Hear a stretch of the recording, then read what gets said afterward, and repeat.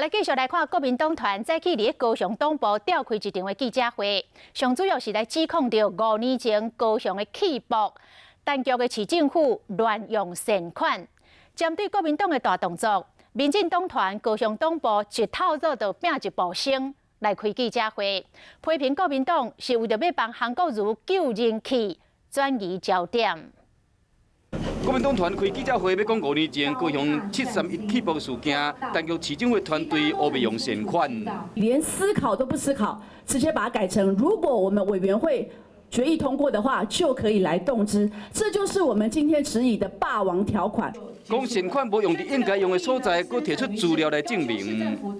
只要通过高雄市政府的案子送到了委员会以后，无一不通过。 今日记者会有国民党市议员参加，也有韩国瑜竞选办公室的团队，包括孙大千、柯淑华两位副执行长，因我是大场面。面对国民党这大动作的指控，民进党高雄市党部抢先一步，邀请媒体批评国民党是为了要替人气愈来愈歹韩国瑜转移焦点。